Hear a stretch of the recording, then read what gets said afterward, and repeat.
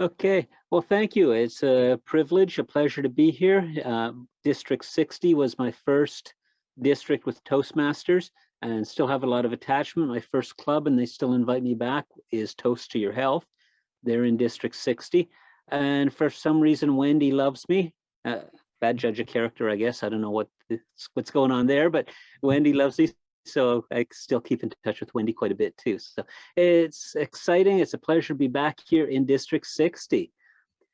My background, my company does event production. And of course, with COVID, that has gone online. So even prior to COVID, I was working with corporate clients for hybrid style meetings where they had multiple offices around the world and they wanted their team meetings, they wanted different meetings to be hybrid so that all offices could participate at the same time. So I have some experience there. Also with Toast to Your Health, they're a corporate club and people started working from home. They implemented a work from home policy and all of a sudden their club attendance dropped in half and they were at risk of losing members. So we were able to very quickly and low cost take them into a hybrid model where they could accommodate the people who were working from home. And again, this was 4 years ago prior to COVID. So I do have a little bit of experience. Now there's a lot of different ways to do it. There's a lot of equipment out there. I'm going to give you some examples of what I know works, but I'm going to give you a lot of things to think about because you're going to have to, at the end of the day, make the decision of what works best for your club and what is your budget for accomplishing this. It's going to be, I have things that I want to cover, but it's going to be very open and we'll see where it leads. So feel free to ask questions, feel free to comment. I notice everybody here is pretty good. Stay muted if you're not talking, but anytime you want to talk, just raise your hand, unmute, whatever, and then mute again once you're finished talking. That would be great. Just keeps the call a lot quieter. You guys can hear me okay? Everything's good? So who at this point has implemented or tried implementing a hybrid club? Anybody? I can wave thumbs up. Jamie says yes.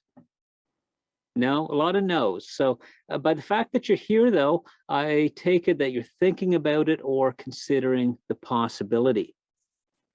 So let's talk about, to make sure we're all on the same page, what is a hybrid club? What do we mean by that? Thoughts, comments? Means where some of us meet in a room and then we also have the video feed so that the people that are remote can still join us. Okay, good. So we're accommodating people in the room and we're accommodating people remote. So we've all been to, most of us, unless you're new Toastmasters, have been to an in-person meeting. And then the online meeting. So the hybrid is bringing the two together where you have people, like Louise says, you have people in the room and you have people who are remote at the same time. And then what we're trying to do with a hybrid club, a few comments here in the chat. Several hybrid club meetings in Moscow, England, and Ireland. And then Ken went to one, but there were technical problems. That's quite common. In my last seminar, when I did this, somebody had been to 3 clubs, 2 were not good or substandard, and 1 worked well. Ken, the one you attended where there were problems, what were the problems, and then how did that make you feel as somebody attending that meeting? So we were mostly in the same room, and there was one person who was remote. They put that person's image up on the big screen, and we were attempting to hear that person speak over some pretty lousy speakers. That person had trouble hearing everybody in the room unless they were close to the microphone. Okay. So sounds like a good start, but few deficiencies. And notice that when it wasn't done well, it was probably very distracting and annoying to the people in the room. And I'm sure the person on the other end was also very frustrated. So it's not a good experience. If you're going to make it work, you've got to plan it out right. and you've got to make sure that it's a good experience for the people in the room and the experience and the people who are online. York Speakers is doing hybrid out of an office in Mississauga, home base. Okay, yeah. So people are doing it, and we're going to look at different ways and what you want to accomplish, the things that you need to look for when you're planning and when you're implementing this. What are some of the advantages of going with a hybrid club? Are there some advantages? What would those be? I know with my club, there's an advantage because one of our members actually moved back to Singapore. So we want to keep her in the club. She definitely wants to stay with us. And if we have the hybrid, then she can stay. But if we don't, then she's kind of done. So. Okay, Yeah, so accommodate people who've moved out of the country. Yeah, Bruce. My Wednesday club, our club president lives in England, and one of our SAA officer lives in India. He used to be in Toronto with water park speakers, moved back to India. I think there's plans for him to come back, but our England member isn't coming here, so that's why we need to be hybrid to accommodate her. There you him go. in India. Yeah. So you can, Eve says, recruit members from around the world. We've touched on that. Inclement weather. There's a bad, a storm. You can still have your meeting, or even if it's moderate, some people are not comfortable driving when it's snowing out. You can still accommodate those people. It's convenient for some people. You get home from work late, you don't have that 20-minute, half-hour drive to your meeting place.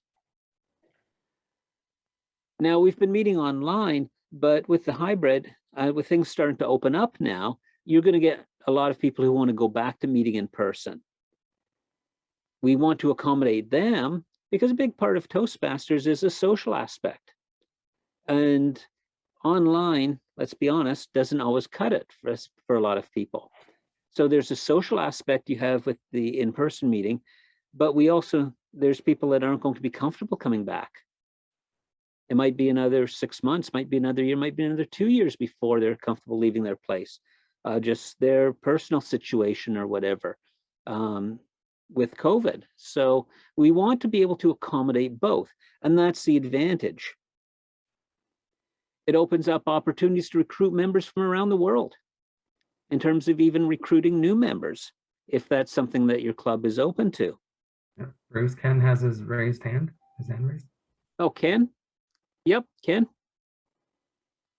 With most of the people who either weren't laid off or told to disappear for a while otherwise during the pandemic, if they are continuing to work and they have meetings, they are looking forward to in-person Toastmaster meetings as a break from spending another hour staring at a computer screen. There's only so much we can tolerate looking at Zoom or Teams before we start to pull our hair out. And a lot of people have reached that point. Sapping. It's energy sapping, whereas an in-person meeting is invigorating. Yep. Yeah, but you're going to have people that aren't comfortable coming out yet. So with hybrid, you can accommodate both. You're hitting both sides of the crowd. One isn't right or wrong. It's personal. But you want to try and hit both. What are some of the disadvantages, though? Cost, equipment. Cost of equipment? Yeah. Internet connection. Your venue has to have a good internet connection. Yep. Been placing the equipment so that everyone can be properly seen, because there actually are some stipulations within Toastmasters about you can run a hybrid and you have to have things set up so everybody can be seen and everybody can be heard. So that can be a challenge depending on the room that you meet in. Okay, so that would fall under the technical side, but yes, the time to set it up. You've got to set up additional equipment. So your SAA, or if you assign somebody the technical role, they need additional time to set that up. What about training additional people? Because if they're away, who's going to set it up? If only one person knows how to run it and connect it all together, who's going to set it up? So, yep. Bruce, oh, go ahead. Oh, Ross? Yeah. Yeah, there is one other aspect that troubles me. And that goes back to a number of years ago when we were using overhead projectors, if you'll remember that. And there was a lot of clubs invested money in these things. And for some reason, and I'm sure it was more forgetfulness than larceny, they kind of disappeared. And you know, that became a major issue in a lot of clubs, and a lot of clubs just refused to purchase them, and yet everybody wanted to use that kind of technology. And that's the thing that bothers me now with getting into the hybrid clubs. We have to buy more equipment. Who is going to be responsible for it? How are we going to maintain that without putting any extra temptation in anybody's way? Or just a matter of, well, gee, golly shucks, I forgot to bring it with me this week. You know, that's part of the issue that I'm concerned about. And that is something that we'll talk about that, but the club executive has to address. Is there secure storage at the venue where you can leave it? If not, who's going to take it? What if they can't make it 1 week? So these are all logistical issues that definitely have to be dealt with. And you know, you probably lock up your podium and your banner, your lectern and your banner, but they're not valuable high theft items. So, you know, what kind of storage, what kind of secure place do you have? So yeah, that definitely falls under the disadvantages and requires careful planning and consideration how you're going to deal with that. Ken's got his hand raised again. Yep, Ken, sorry, if I miss it, make sure you call it out. Yep. Okay. Oh, I wasn't sure what the protocol was. If you had to forge ahead, I didn't want to interrupt you, but thanks. The several clubs I know, including mine, have to rent their rooms. I think this is an opportunity for these companies that have room rentals to provide the equipment as an amenity, but I suspect that's going to raise the cost of those room rentals. I would expect that is the case too, yes. Yeah. Louise? I know Showbusters was using Metro Hall and City Hall, and I'm not sure about Metro Hall, but certainly City Hall, the equipment could be provided on request. So it might be worth exploring what your current venue is, see if there is options that exist. I don't know. Yeah. Okay, so we've talked about the advantages, we've talked about the disadvantages, and I can't tell you, yes, your club should or should not, but you need to consider all of this, but often with proper care and proper planning, not just haphazard, well, let's hope it doesn't go missing, or what are we gonna do? But with proper care and proper planning, you can overcome many of the disadvantages and still achieve your advantages. But the care and the planning. So I'm going to be giving you a lot of points that will help you with that care and with that planning so that you have a checklist. And I will send out at the end a summary of my notes here that, you know, take notes as we're going along. I don't have any PowerPoints, but I will send out a summary of my notes at the end. So what are some of the considerations before adopting this model? So before you go and spend $1, before you say, yes, we're going hybrid, I'm going to give you 7 points that you need to consider and have answers to. And if you don't move forward until you have thought through these points, these questions. You have to decide what technology you're going to use and the equipment costs. My current club in Brooklyn, they have saved up quite a bit of money because they haven't been paying rent. So they now have the money set aside to buy the equipment that they need. But you need to know what equipment you're going to use and the costs associated with that. Maybe some of the equipment can be donated. Maybe, you know, if you want to go bare bones, the most basic, you'd probably be looking at somewhere in the $1,000 range, unless you can get some of it donated. And you could spend a lot more than that if you want to. Last customer who asked me to get them set up, they dropped $12,000. So that was not a Toastmasters club. So your technology and your equipment costs. Next question. Number 2, how many club members will benefit? If you have to spend $1,000 and all this extra work and only 2 people are going to use it, some of the time, is it really worth it? So ask yourself, how many club members are going to benefit? And is it worth it? If half the club's going to benefit, then yeah, move on. Let's plan it out and see if it's something we can do. A big one, internet quality at the venue. If the venue does not have good internet, you're done. You can't do it.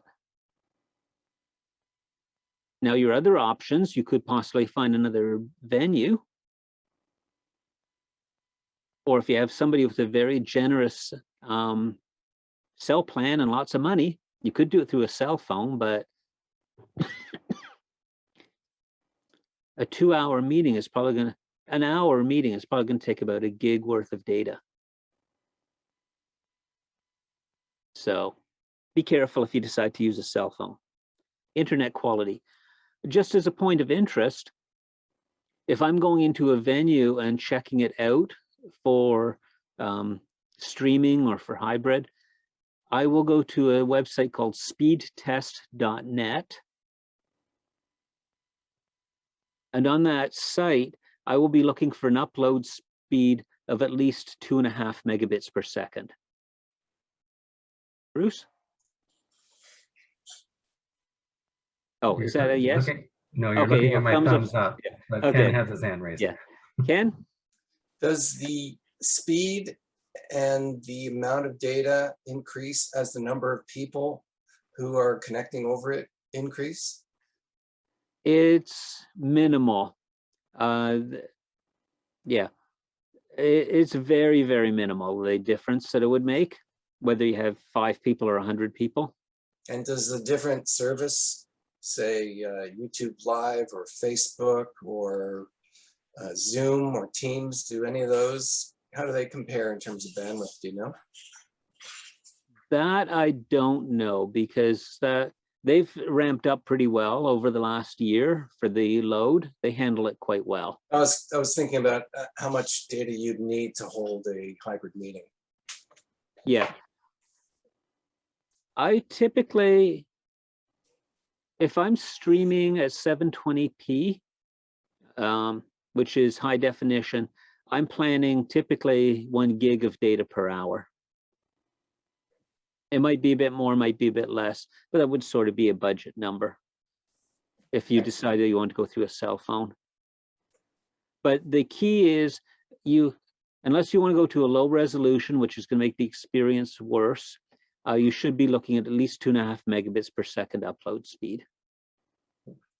The other issue that can happen sometimes too, if it's Wi-Fi, is you get in, you test it, and everything's great, and then everybody comes into the room and connects to the Wi-Fi, and now it's shared between everybody in the room. What I will often ask for is I will ask for a wired connection. If the venue can give you a wired connection, that's going to be much better. If I'm doing a corporate, I will ask for and almost insist that they give me a wired connection. I had one hotel say, we can't, but we can put you on the staff Wi-Fi. And the staff Wi-Fi was only a handful of people, and it actually worked okay because it wasn't shared with all the guests in the hotel. So there's different options, but that's what you want to watch for on your internet quality. A fourth one, you want multiple people trained with the technical skills. If only one person knows how to set this up, you're going to have a problem when they go on vacation, when they're sick, when they have to work late one night. You have to have multiple people. It might be your SAA, or you might want to create another role called Zoom Master and assign that role as you assign every other role. Ken? We're a small group. Just go ahead and unmute. You don't need to raise your hand every time. Sorry, I left it up from before. Thanks. Okay. So who are those people going to be? Do you have enough people that are interested and good candidates for that? Number 5, Ross already mentioned it, security for the equipment. That's going to be a big deal. Is there secure storage at the venue? And if not, who's going to be responsible for the equipment? And when they're away, how's their backup going to get access to that equipment? So I can't give you the answers to that, but your club executive has to answer those questions before you move forward. And if they can't, it's going to come back to bite you. They have to figure out how they're going to do that. Number 6, what platform are you going to use? Now, we talked about YouTube and Facebook. Those are a one-way streaming. So you don't want Facebook or YouTube. That's out of the question. Will you be looking typically at Zoom? I was using Zoom for my corporate clients for years prior to COVID. It's a good, solid platform. A lot of people know how to use it. Another one that's quite common is Microsoft Teams.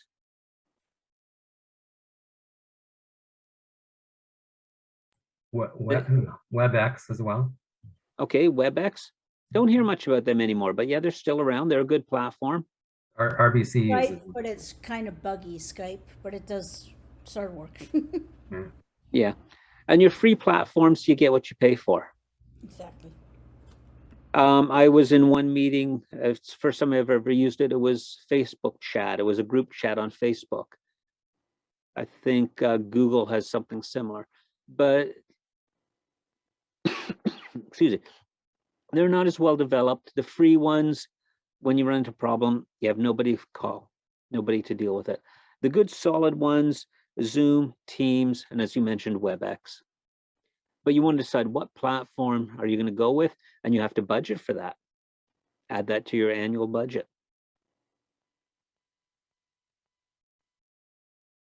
Final consideration, each club meeting now, you need that additional time for setup. At the beginning, it might take an extra 15, 20 minutes. Once you get really good at it and you have a team of people trained on it, you might be able to get it down to 5 to 10 minutes. But somebody needs to do that additional setup. So as a club executive, if you don't have clear answers to all of these questions, don't move forward. You're just going to create problems for yourself. I'm sorry. I wonder if I could crave your indulgence, Bruce. I had to step out very quickly and I missed numbers 1 and 2. Can you just mention them briefly for me? Yep, no problem. One was technology and equipment costs. Okay. You've got to decide what equipment you're going to use, and you got to have the money for that. Yeah. And then how many club members will benefit? If only 2 people are going to benefit, is it really going to be worth the effort? What are the club demographics? You know, if your club is older people that don't ever want to use Zoom, maybe this isn't going to go too well. How many people are going to benefit was number 2. Comment, Zoom offers a discount to Toastmasters clubs. Yeah, so you'd want to look into that. Yeah, I'd like to know how that one follows through, because I put my name forward. I haven't heard a word since. It's been a couple of weeks, so. Okay, I know District 123 negotiated some type of a deal. I don't know how it works, but check with your district executive first. And if they don't have anything, I can find out how we did it here in 123. I think it was an email. Came out saying it was an offering, but I put my name forward for the club as the club president. But yeah, the email came out to the club presidents, and it's a 50% discount for only 1 year though. That's right. Yeah, did you get follow-up though when you filled it out? I didn't fill it out because my Tuesday and Thursday clubs are Sun Life Financial based, and each Sun Life employee gets their own Zoom account, so I have no issues there. My Wednesday club, our president in England has a paid Zoom account, so we use hers. Yeah, a Zoom professional account is, I think, about $18 a month. So with Yeah, a I club of paid 20 for the people, it shouldn't be account. too hard to fit that in the budget. Yeah. Louise, there was an email that came out, and there was for all the presidents, and there was a survey that you had to fill out. And Mhm. once you filled out that survey, you sent that back to Toastmasters International, and then they send you the code that Okay. you give to TI to Zoom to get the discount. So that may still come then. I filled it out a couple weeks ago. So, okay, I'll just wait. Thanks. Okay, or follow up, make sure they got the email. Bruce, it's Ken here again. Yep. I want to follow up on something that Ross said, which my club had experienced. It had to do with the equipment and the security in the equipment and managing the equipment. What we found was in the first, before I even joined that club, they had collected up enough money to buy a full-size VHS camcorder and a tripod, and they were shooting people. That you'd bring your cassette, you'd bring your VHS tape in, and they would add your speech to the tape. When DVD recorders were available on cameras, then they mothballed that camera and they were using this DVD recording camera, and you'd have to have a tiny little DVD disc and it would record onto that. And then obviously we all have video phones now that record, and somebody in the meeting will probably just shoot you and send you the video file and you'll have a recording of your speech. So my point is that investing in the equipment, don't expect it to be worth it for the long term. Something's going to come along in the next year or two or three, and your investment is going to be nearly worthless. It's just the way technology works. Yes and no. In terms of recording media, obviously that's changing, but in terms of, as long as USB is around for connecting your devices, the camera works unless it gets damaged. It's still going to work 2, 3, 4 years from now. It may not be the latest technology, but it doesn't mean it won't work. I'm thinking that within a year or two, any feature that you bought on $1,000 worth of equipment, you probably get on the latest cell phone. I mean, I never expected a cell phone to be a Wi-Fi hotspot, but just about everyone does now, right? So yeah. Well, okay, we're moving on into technology next, and you'll see why you would not want to do this on a cell phone. You'll see that pretty quick. Okay, any other thoughts for considerations before adopting? Questions, thoughts?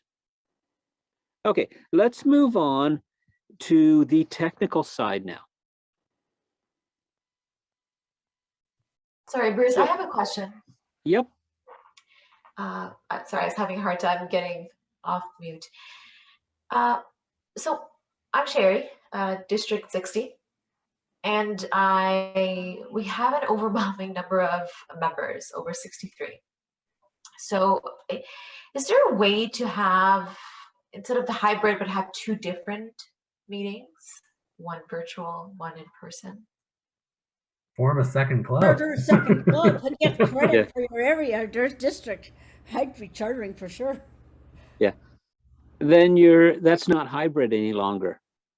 It's one meeting in person, one meeting online.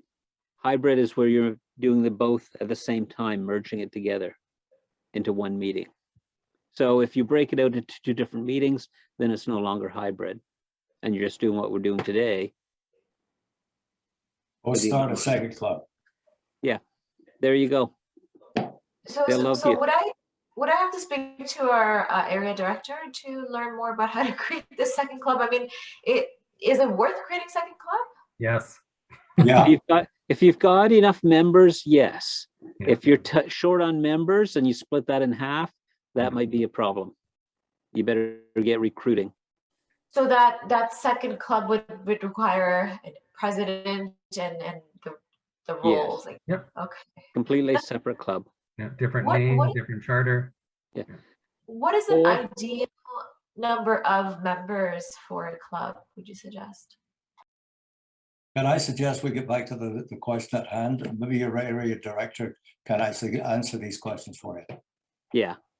Yeah, that's more club related questions rather than hybrid. So we can talk about that afterwards if anybody wants to, but let's get through the workshop part.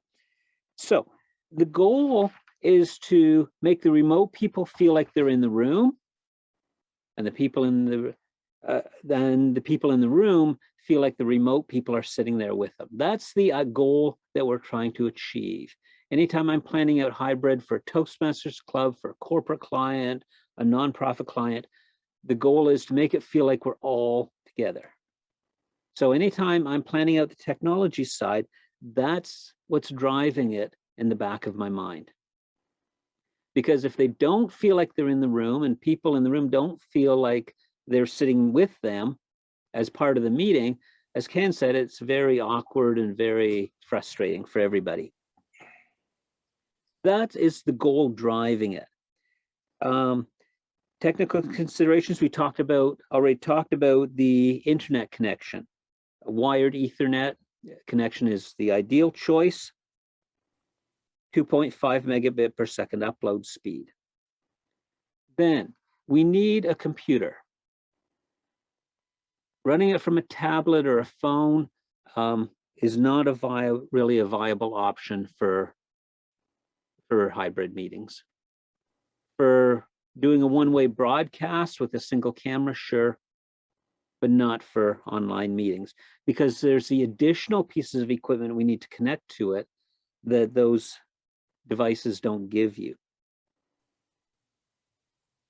So what we need is a current model computer capable of running Zoom or whatever platform we select. So maybe somebody has an old, 2-3-year-old notebook they'd want to donate. When I was in Toast Your Health, we were allowed to use our corporate notebook, so we didn't have to buy a computer. I'm running Zoom on a computer that's 8 years old. That's not the one I'm on right now, but I do run Zoom on it. It doesn't do virtual backgrounds, but it does a decent job with Zoom. But you'd want something, a current model or something fairly recent, 2-3 years old, or new if your club has the money, and you want it capable of running Zoom. That's the core of everything, the computer. And that's the expensive part that you want to make sure doesn't get stolen. Well, it's all expensive, but especially that. And that's running Zoom. Then you need a camera and a tripod. The reason for the camera is so that the remote people can see what's going on in the room.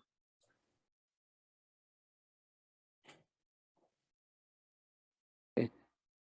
Are there minimum specs for the computer? Example, processing speed. That would depend. You would want to look at the Zoom requirements, or if you're using Teams, whatever, they would tell you the minimum computer requirements. I'm fairly comfortable saying a late model, something in the last 2-3 years, but just check specifically, check with Zoom or Teams or whatever you're using. Now, when you're doing the camera lets them see the podium, see the speaker. It also, if you want it to, lets them see the people in the room. And then if you want to get really fancy, you could go wide shot during the meeting, and then when there's speeches, you could go with a narrow shot and just focus on the speaker. But you need a camera, you need a good tripod, good solid tripod for it to sit on. I would not recommend a built-in webcam. They're not a good quality. There's no zoom on it. I would strongly discourage you from using a built-in webcam. Now, at Toast Your Health, we actually did use the built-in webcam, and it was so-so. And it was a long room with 2 boardroom tables. We sat it right in the middle, and it caught the speaker, and it was wide enough to catch a few people down either side in the front half of the room. So we got a bit of both. But think about, where are we going to put the camera in the room? So there's got a clear view of the speaker. That's the most important thing. And then it's nice if it can get some of the people from the rest of the room in there. Now, if you put it at the back of the room and get the entire room, that's one option. But then the speaker's just a tiny little thing in the middle of the picture. You could go just on the speaker, but then they don't see the people in the room. So find a good place in the room where it gets a few of the people in the room, but you still have a good view of the speaker. Or if you want to get fancy, pan out during most of the meeting, and when there's speakers up there, table topics and speeches, zoom in just on the speaker. That would be a nice way to do it, if you have somebody who wants to sit there with the camera and do that. But think about what shot is going to give those remote people the best experience of what's going on in the room. Again, what shot do we use? Put yourself in the shoes of the remote user. The purpose of the camera is so that they can see what's going on in the room. And that's a decision you have to make.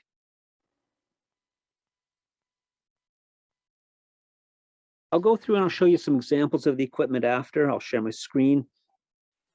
There's hundreds of different cameras out there. There's no way I could comment on every one of them. I don't even know them all, but I'll give you typical examples of what I have seen people use. Bruce, may I ask a question? Yep. Before Questions you are go, allowed. thank Definitely. you. Before you go further into depth about cameras, we're focusing here on making sure the remote participants are seeing the speaker in the meeting. Well, what about the Yes. other way around? We're coming to people that. in the meeting, how are they seeing the remote visitors, the remote participants? Good question. Good. You're thinking ahead. We're going to come to that.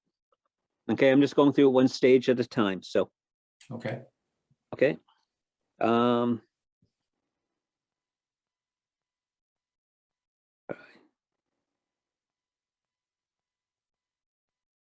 Now, when you select a camera, the camera will need a USB output, webcam output, because you need some way to connect that camera to your computer. You've got your computer. You need some way to connect that camera to the computer. So it has to have a webcam style of output, or you need it has to have HDMI out. HDMI is a video signal, and HDMI going to the an interface that takes HDMI and inputs into the computer. So for example, in front of me right now is a professional video camera worth a few $1,000s. And what happens is that camera has HDMI out and it goes into this little box. And now the computer sees it as a webcam. So in Zoom, I just select which camera I want, and it just shows up as another webcam on my computer.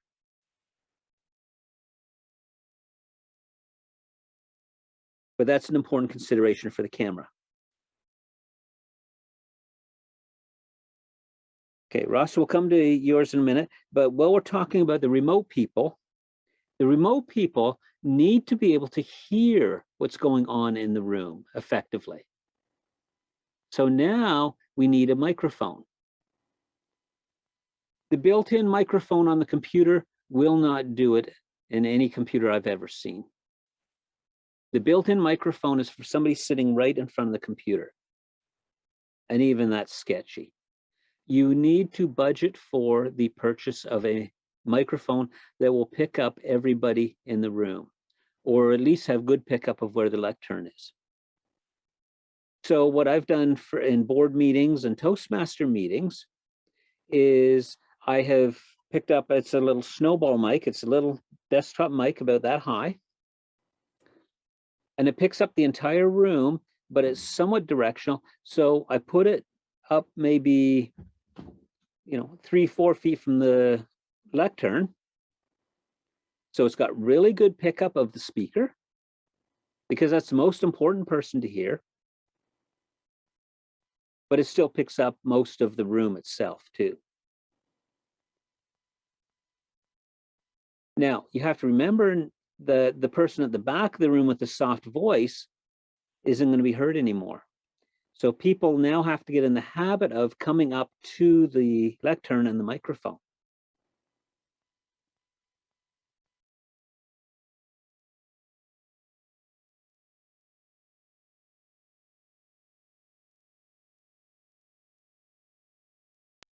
Share my screen. So does that mean that we should, in terms of the microphone, then the microphone should be omnidirectional?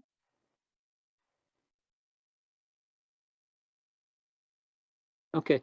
Okay, so for example, this one here is, I've got this one. And there's a few different models I've used. But this one here, for example, picks up, it's nice that it picks up the whole room, because that way people at the back of the room that don't come up to the front, it still will pick them up, just not as well. So with this one, I place it more towards the front of the room, more towards the lectern, maybe 3-4 feet away on the table. But it still picks up the entire room, but it gets really good pickup at the lectern.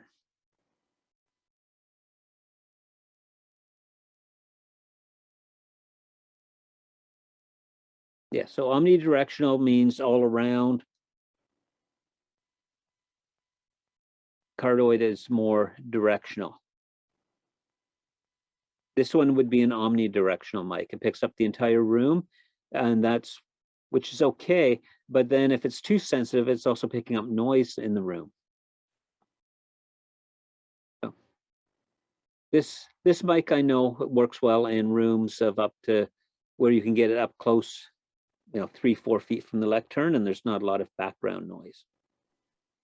Bruce, So when you say picking up noise in the room, would that be stuff like chairs being moved, somebody sitting back in their seat, or perhaps the air conditioner system, that kind of thing? Air conditioner would just be a background hum unless it's really noisy. Okay. But people shuffling papers, the person sitting right beside the mic shuffling papers. Yeah. Okay. Or click, click, click, click, click on the keyboard. Yeah. And that can be really annoying. It has been. So when you identify something like that, you'd want to look at mic placement or say, okay, come on. If you want to do that, go to the back of the room. Also, too, if it's picking up side conversations and sending that. So,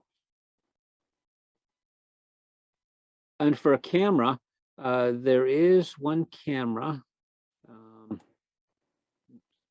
Okay. One of my clients is using this camera. And with this one, it's already got a USB webcam output, so they didn't need to buy the extra interface. And it's got zoom. It's got a good picture. It's got zoom.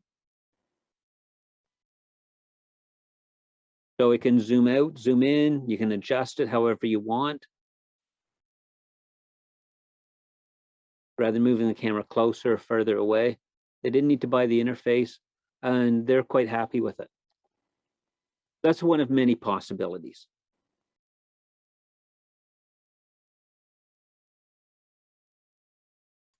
Hey, Bruce, if I may, 2 questions. Yep. For the microphone, are you saying you prefer omnidirectional? If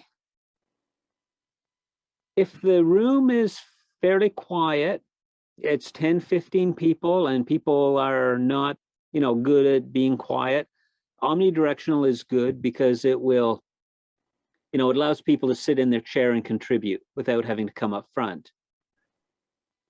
So in that type of setting, I would actually use an omnidirectional mic. Board meetings, Toastmaster meetings with a smaller group of people who are professional, who can say, stop tapping on the keyboard or shuffling your papers, and they get the idea. It works well because everybody in the room can participate without having to get up to the front. Or clubs that have table topics where the response is from their seat and not going up to the podium. Yes, but now the problem is, does your camera catch the entire room, or are they out of the view of the camera? Right, agreed. Or is somebody going to sit at the camera and move it? Sure. Okay. So I can't give you Second, the answer, but I'm saying these are the considerations and the things you want to think through. And if you got somebody assigned to tech, they need to think through these things.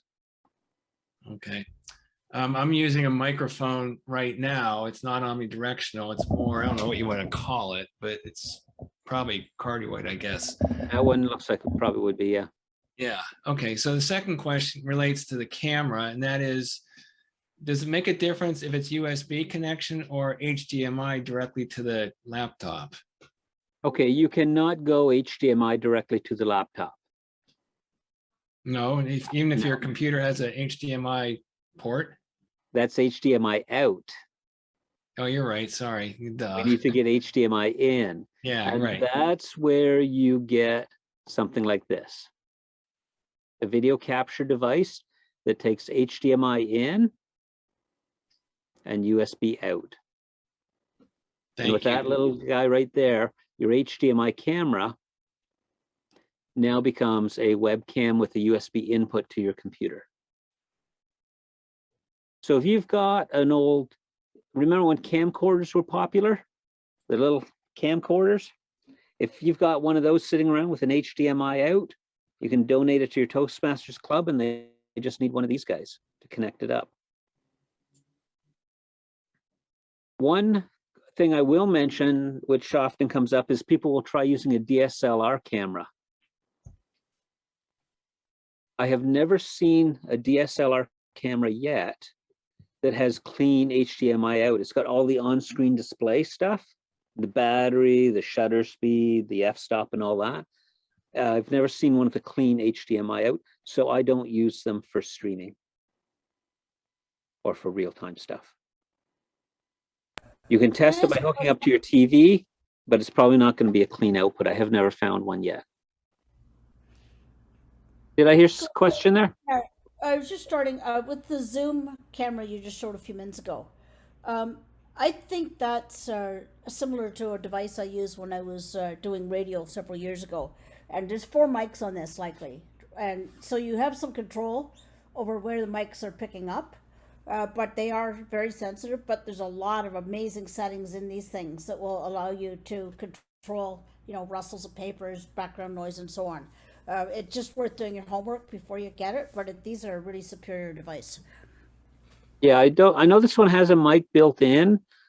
I would want to test it before I recommended that. But it's not an expensive camera, so all the other stuff, I don't know if it has that in there or not. When I was looking at the menu, I didn't see anything like that on this particular one, but yeah, it might require worth looking into. But yeah, I just know that that's a feature of that brand, and this one may be a cheaper one, but they're pretty amazing if you get the right piece. So yeah.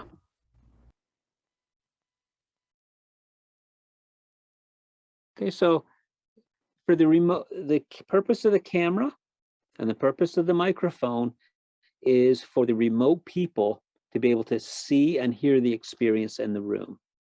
That's your goal.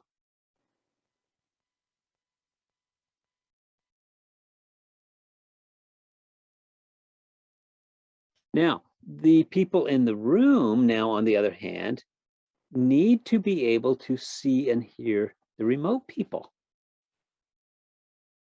So we're not finished yet. I'm going to stop sharing for a second.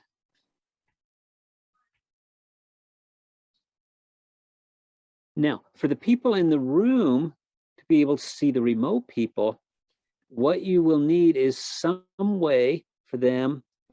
You'll need either a screen or a projector. Now, fortunately, a lot of rooms come with projectors. Your venue might have one. If not, that's going to be an expensive part of your budget. Or if you're in a smaller room, a 30-inch, a 40-inch, 60-inch TV might work. But again, then who's going to be responsible for that? So if your room has a projector, great. You want to hook that into the computer. If it does not, how are you going to get some type of a device? Ross? Yeah, forgive my technology ignorance.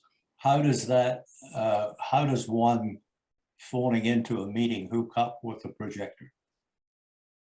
So the person calling into the meeting just has to turn on their video camera and then we can see them.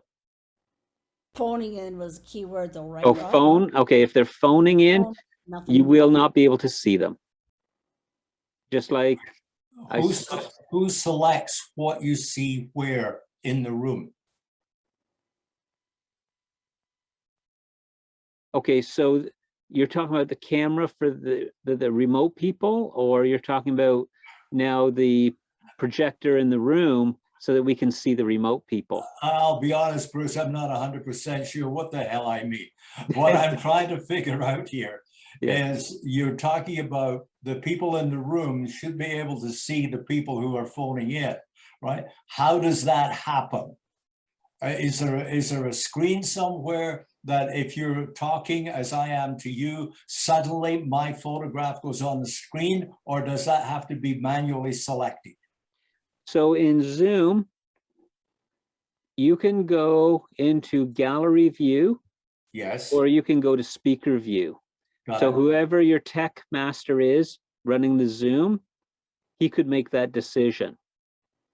And if it was me, what I would do is I would probably leave it on gallery view for most of the meeting. But if the remote person is giving a speech or a report or table topic, then Gotcha. I would go to speaker view so that that Uh-huh. person is big on the screen. I'm with you now. Thank you. Okay. And that in Zoom, that's easy to do. Teams, you can probably do it. I'm not familiar Oh, with. don't go with Teams, for God's sake. TI are doing that now, and it's a mess. Okay. Yeah, I like Zoom too. yeah. So stick with Zoom if it's an viable option. The yeah. TI headquarters people love Teams, and it's just, oh God, it's so complicated. It's ridiculous.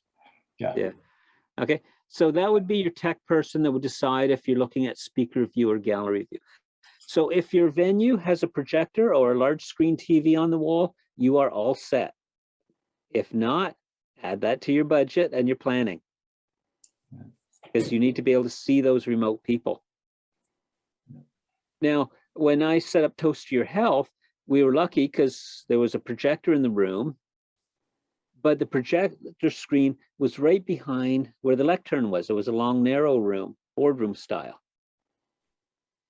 So what we would do is we would leave the people up there for the most part of the meeting, but if there was a speech, we would then put the projector in blackout or have the projector go black, because it would be very awkward for a speaker in the room now to have an audience behind him on a Zoom screen. So just the placement of it, and that was the best we could do. So wherever you place it, if it's behind the speaker, that's going to be a consideration, because you don't want to take away from a speaker, because now there's a bunch of people behind him that you're looking at. If the screen can be off to the side, that's great. Or do what we did. If there's a formal speech, just go black temporarily. So you're not seeing your remote crowd at that point. And which doesn't matter, because you're supposed to be looking at the speaker, not everybody in the virtual room.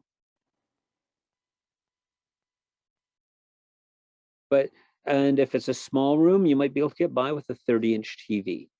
If it's a large room, you probably need a projector and a screen. All has to be part of your planning. And of course, that has to hook back into your computer. Yep, David? So if you're going with projector, you've got to go from computer to projector so it then projects onto the screen. You're not going to go directly from computer to screen, I guess, like screen mirroring. That would be a decision for your tech guy. Whatever he's comfortable with. You would probably, I need glasses, so I can't see the projector without glasses. I would probably just mirror the projector to the screen I'm looking at. Okay. So that way, when I jump between speaker view, gallery view, all of that, I don't have to try, find a little mouse, 20 feet away from me. But then I can't see distance without my glasses. That's me. That would be a personal preference, whatever your tech person wants. Finally, most built-in computer speakers are for somebody sitting right in front of the computer. You are not going to hear it well in the room. You need an external speaker. If your room has a sound system you can plug into, great, take advantage of it. If not, you should be ready to invest in a speaker so that everybody in the room can hear. The one that I use is, oops, gotta share my screen.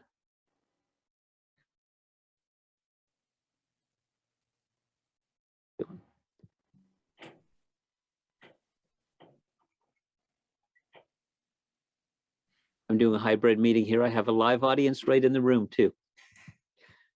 The speaker that I use is this one right here.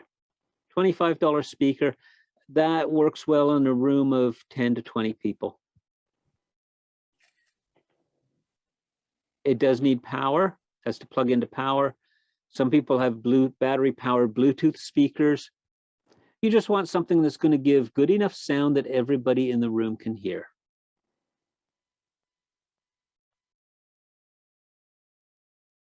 And this one just plugs into the headphone jack.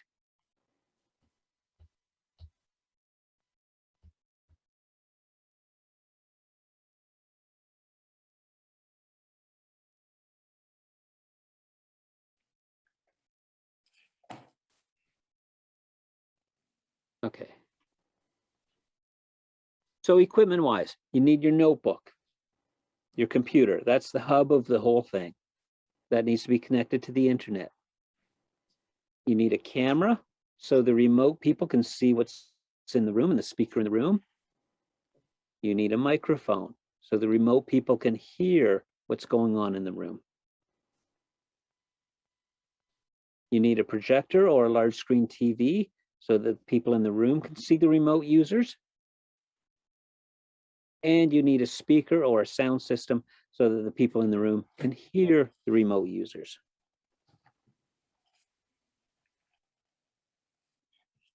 Bruce, if my Scottish background is not letting me down, I get the distinct impression here that if we are in a Toastmasters club that rents a room in a school, for example, in a classroom, or maybe in a community hall where there is no technology there, we're talking an investment of $2,000 or $3,000 here, are we not? Yep. Yeah, okay. I think we've just decided which direction my club's going. And see, that's why it's important that you know this going into it. Absolutely, So that thank you. You can make that Yes. decision. Yes. I'm all for hybrid clubs, but it's not for everybody. Go in with your eyes wide open, and you've got the questions that have to be answered prior to going hybrid.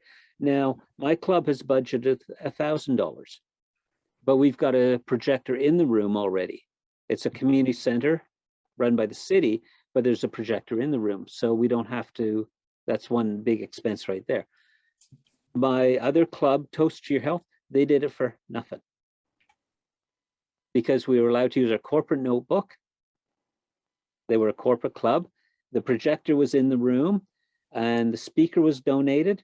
The microphone was donated. 2 different people donated those. And I suggested getting an external camera. They said the webcam's adequate. And for that room, it did the job. So they used the built-in webcam. They did it for nothing. 2 extremes. So it is doable, get creative. Maybe somebody has an old notebook they'd be willing to donate. Maybe somebody has a spare microphone or speaker sitting around, an old set of computer speakers that might work. Get creative. So that's the equipment.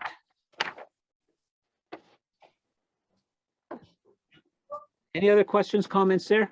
One more section. Yep, David? These have been All good right. questions, good discussion. That's how I wanted this to go. I'm just want to be clear on projector versus monitor. Like projector, I'm envisioning that something is projecting an image onto a screen where a monitor is just connected HDMI from your computer to the monitor. When the monitor, I won't say is not smart, but it's just, it's not, to me, projector is implying it's also like a light, like the old style projector. I don't think that's what you mean. They're the same thing. They let you see the image, just a projector has a bulb and, or now they're even laser, and they project onto a wall or a screen. Okay, I get what Yeah. you're saying. Okay. Yeah. So I have But most modern rooms I've seen now have monitors. The projectors are kind of going by the wayside a little bit. Okay. Yeah. Yeah. Okay. And I it all have a depends. classroom with a projector on the ceiling and it projects onto a screen. They don't make a monitor. They don't make a monitor big enough for this classroom that I use. I see. Okay. Yeah. They're still out there. Thank you. Auditoriums would use projectors. Louise, if you watch, there might be, they're probably going to make the recording on the YouTube channel, so you can pick up the rest later on when you have time. Yeah, sorry, I have to go early, but thank you so much. Really excellent presentation. You're welcome. Here, Thank you for everybody. being a part of it. Yep, bye. Yeah. So, for example, I'm looking at you guys on a 40-inch monitor. For a small room, that would be fine, but for a larger room, it's not going to be big enough. Whereas a projector, I can get a 10-foot or a 16-foot projector screen. So it depends on, all depends on what's in the room. And the question is, can everybody in the room see it? Mm-hmm. What size do you need so that everybody in the room can see it? That's the bottom line. But whether it be a monitor or a projector, it's just going to display the image that's sent to it. Right. Does that sort of make sense? Yes. No, I was thinking, forget about the ceiling mounted projectors for a much larger room, because lately I've been in very small conference rooms where it's all monitors. And that's fine. But you're right, a larger room is going to have probably a ceiling mounted projector to display out to a larger screen. So yes, I'm totally on board with you. Okay. Any other questions on the equipment? So I've given you some examples. There's a lot out there. You got to pick what works for you. So other considerations, got a few things for you to consider.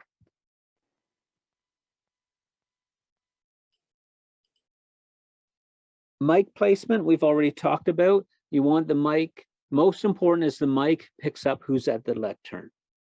If other people can speak in the room and get picked up, that's great, providing you want them picked up. But your remote people have to be able to hear the person at the lectern. That is important. Otherwise, it's going to be a bad experience for them.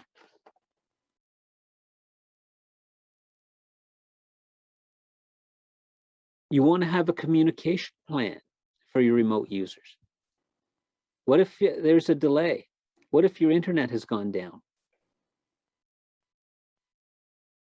What if there's technical issues? What if they can't connect and they're at home trying to connect because they've got the wrong Zoom link? How are you going to handle communication with those remote people? And who's going to be responsible for that? Because if it's your tech guy, he's probably busy setting up. Maybe you need somebody else, but how is that going to be handled? How are your remote people going to vote for the Table Topics Award? Maybe they could do it by private chat. Maybe they could do it by sending a text message if you're sharing phone numbers.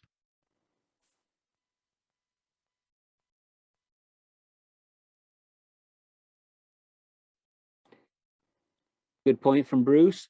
2 timers, and a grammarian needs to post the word of the day to both the room and on Zoom. The Zoom chat is good for that. But these are the things you need to think through. You want to make sure that anything you do engages the remote people and the people in the room. Role assignments. My suggestion and what worked well at Toast Your Health is we said that the Toastmaster and the timer need to be in the room, but all other roles could be remote or in the room. But that was a decision that they made, thinking it through. And the timer, let's suppose your speaker was remote, they could hold the timing cards up in front of the camera. So we did it with one timer, but if the speaker was in the room, he could see the timing cards. If the speaker was remote, the timing cards were held up in front of the camera for them to see. But every other role could be remote or in the room. But again, you have to decide what's going to work well for you. You want to make sure you have people trained, the initial training and then ongoing training so the new people get into the role. You don't want this to be a burden for one person. You've got to have multiple people trained and ready to step in to run all of this. The big one, test it in advance. Don't, okay, we're hybrid next Tuesday night, and now you're going in Tuesday night and trying to figure all this stuff out. Test it in advance. Book the room and run a mock meeting with 4 or 5 people. 2 or 3 people in the room, 2 or 3 people remote. And in that mock meeting, you can test sound quality. You can ask your remote users, how do we sound? Can you hear us? You can have the remote users do a 2-minute speech and make sure you can hear the remote users. That's where you will determine the best camera angle and camera shot. But test it in advance. Take a few hours, run a mock meeting. And continuously throughout, get feedback. Can you hear us? Can you see us? How does it sound? Because if you're doing this for the benefit of the remote people, remember our goal is we want the remote people to feel like they're there. And the people in the room, we want them to feel like the remote people are there. That's what we want. So test it. Do a mock meeting. Ongoing review of the member experience. Don't just assume they're happy. Check, how was your experience? Ongoing review. And do a lot of that in the initial stages, the first month or 2. How was your experience? Could you hear? Could you see? Is there anything we could do to make the experience better? And fine tune as needed. And then even after the first couple of months, do that on a periodic basis. And we've already touched on it, storage and security of the equipment. End of the night, what's going to happen to all this equipment? Where's it going to go? How is it going to be kept safe so that it shows up again next week? Those are the additional considerations that I have. Any others? Any thoughts, comments?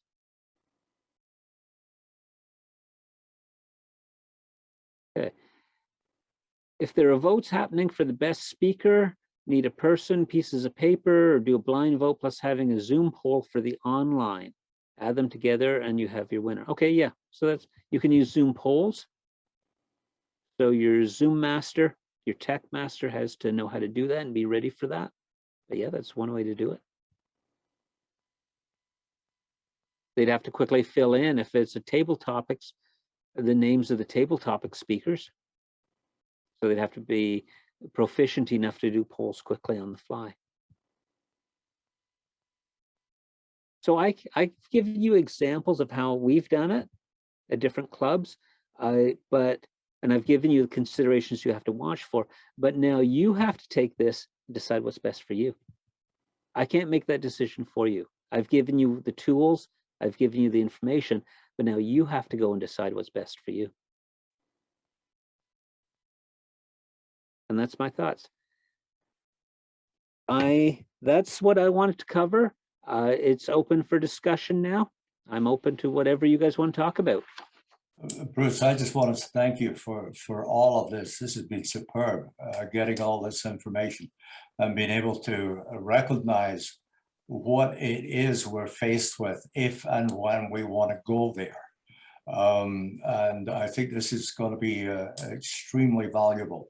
And I'm astonished that not more people here were here to benefit from your expertise. Thank you, sir. This has been great. I'm sorry, I'm going to have to go now, but I did want to say that and say how much I appreciated it. Thank you so much. Okay, See you and all. if I'll make sure these notes get out. Elton can send them out.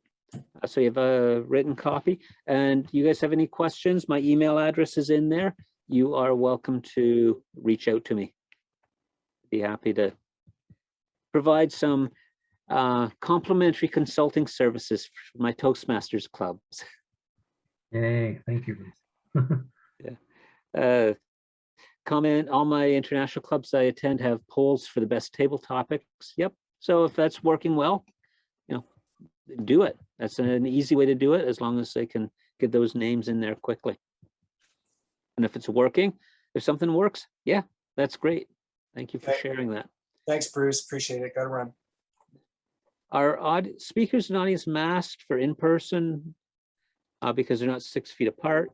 Appreciate facility might have rules above public health. So yeah, for the in-person side, you have to, of course, follow all the local rules, whatever they might be, and the rules of the venue, definitely.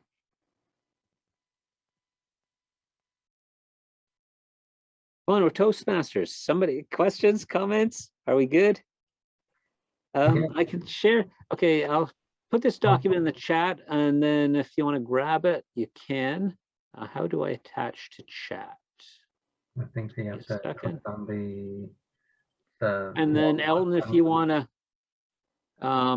you can go ahead and add it to, okay, here we go. Send it out by email to the people that are here. Now, it does have a date in it and a reference to District 123. I didn't get time to do an edit on it. Oh, can't be sent because it's currently in use. Okay, hold on. So ignore that, but everything else still applies. Try this again, sorry. To me, going forward, to me, it sounds like the clubs have 3 choices. 1, go hybrid. 2, 100% in person, or strictly 100% online. Yeah. You could have 2 meetings and, alternate like, hybrid or online. I think that's going to be would be confusing for people though. I've What heard is talk it about this it, but week? yeah. Yeah. What is it this week? Are we online, or somebody shows up to the venue because they got mixed up and it's online that week? I think that would be confusing. Yeah. Or 2 separate clubs, if your club's big enough to split into 2. The problem, I mean, I don't know if it's a problem, but international president Richard Peck did mention when I was following him around on his world tour, he mentioned that several international clubs that going forward, if you have a member, even one member that isn't close to the meeting location, the in-person meeting location, if the club decides to go back to that, if they have one member that's not close to them, then they have to go hybrid, because the member has paid their dues to the club, and therefore they need access to the club meeting, and that, or they can transfer to another club. Yeah. Yeah. For the rest of that term, I could see that makes sense. Yeah. Exactly. But yeah. if I move, yeah. I can't force you to go hybrid because I move. No. Yeah. No. So, yeah, that's what he was referring to, is that yeah, you either transfer to another club or the club needs to stay hybrid until that member's membership is done. Yeah. Okay. Elton, if you want to grab that document and email it to the people that were here, that would be good. It really wouldn't make much sense to the people that weren't here. Tell them to go watch the video first. I can do that. In fact, I think I already I have it. But you're welcome to share it. Yeah. And it's just a summary of my notes there. Let me verify this. I was able to save it to my hard drive. Okay. You guys have been a good group. Lots of good questions, good discussion, and that's how I wanted the workshop to go, rather than just me talking for an hour and a bit. Yeah. I wanted it to be, to drive it along the lines of what you guys need to know. Yeah. Well done, namesake. Thank you. Well done. Okay, I'm gonna head off now. So thank you guys. Okay. Bruce, Thank you, Eve. this was really good. It was Yeah. really, really good. Well, I'm glad. Very easy Yeah, to I follow, taught at very a easy private to college for understand. many years, so workshops and teaching technology stuff, I'm comfortable with that. I'm good with that. That's my comfort zone, so I love doing it. Well, Yeah. and we do have it it's being recorded, so I guess I can cut the recording off now. But we